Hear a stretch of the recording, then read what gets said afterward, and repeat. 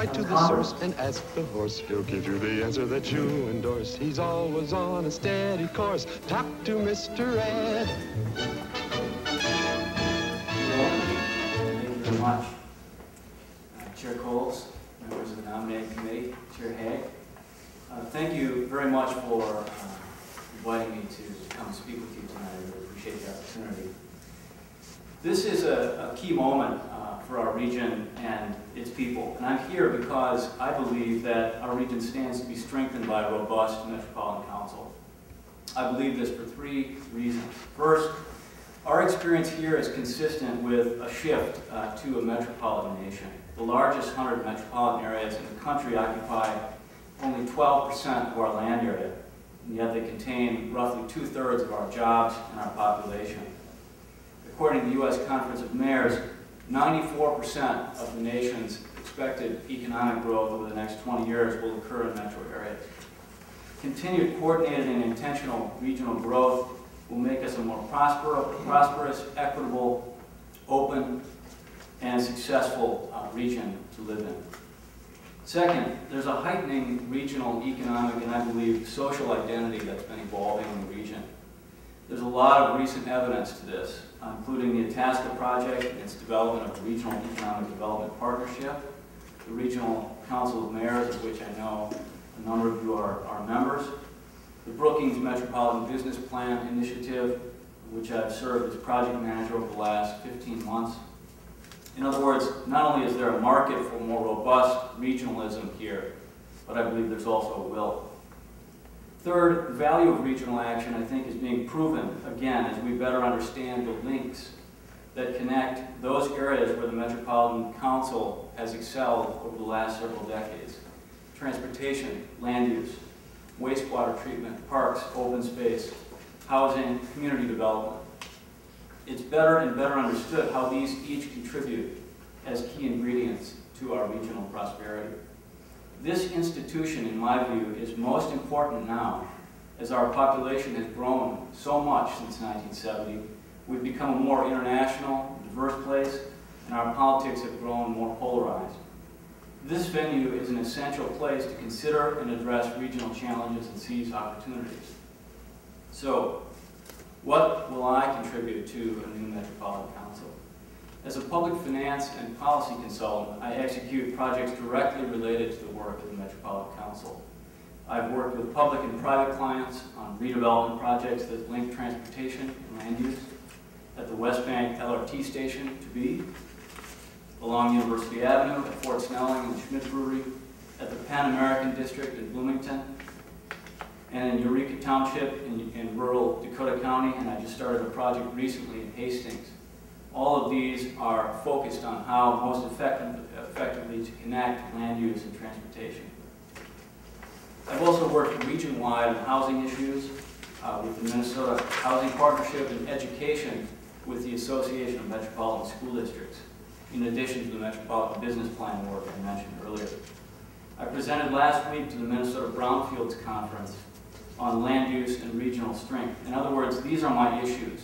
This is my professional expertise. As a St. Paul Planning Commissioner and starting very recently as chair, I've been directly involved in the recent comprehensive plan update, including chairing work to develop the transportation chapter. I'm chairing a task force right now focused on the future of the West Midway, an area linking light rail transit, freight rail, housing, industrial and office jobs, and workforce training infrastructure. I have experience with and passion for infrastructure, land use, and planning. For me, this is an incredibly exciting time to be involved in regional enterprise, and I'm honored to have your consideration to continue this work as a member of the Metropolitan Council. Thank you very much. Thank you. I'm sure there's a follow-up question too. I'll ask the question that we've asked most of our applicants is talk about how you maintain communication and develop relationships with the local units, government, counties, other stakeholders in the district while maintaining that regional perspective.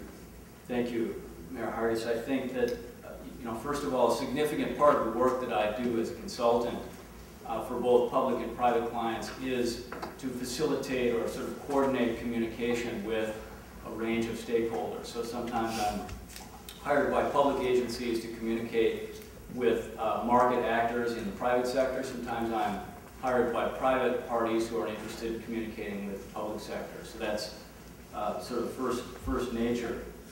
I think a really important point around communication for a role like this is that there needs to be communication and a very conscious plan around communication going in both directions, both to and from. We all know situations where communication is flowing only in one direction. I think that's really limiting in terms of its value. This district is a little bit different than many of the districts at the Met Council level in the sense that it's a district that lies within St. Paul's boundaries. That's both, I think, simplifying and potentially somewhat complicating in the sense that there remain a range of voices that deserve and need input into the decisions made at this level through the person who eventually fills this role. I've been active throughout my life living in St. Paul, and I've lived in a number of areas of the city. So I feel like I have a pretty good sense of the sort of architecture of how interest groups operate and work together, or sometimes in conflict, in the city and in the district where this seat would reside. I hope that's helpful. Same question, leveraging investments to maximize the central corridor, not just for the region at large, but specifically for the district that you're asking to represent. Sure. Thank you, Councilman Carter. I think one comment I wanted to make, sitting in the audience, you do get a little bit of a sneak peek at the question, so I was thinking about this question. I think that there is one larger question or larger statement that I would like to make, which is that I think in sort of a long view of what do we learn from each of these experiences, what did we learn from the process of planning and implementing the Hiawatha Line, what did we learn from the planning and soon-to-be implementation of Central Corridor?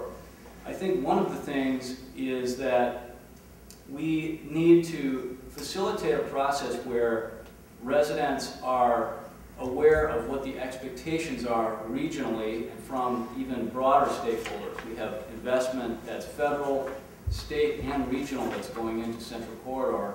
And to some degree, well, to a very significant degree, we have a responsibility to make the most of that investment on behalf of all of those partners. So I think one element of that is to be clear up front about what the expectations are about the level of development that's required to justify this kind of investment. So that's one piece that I wanted to mention. I think, secondly, return comes in a range of forms. And we're very accustomed to accounting for these kinds of decisions in a strictly financial or economic sense, and I think that that's a mistake. There are financial or economic benefits that accrue to communities that are able to develop this kind of infrastructure. But there are also social benefits, there are environmental benefits.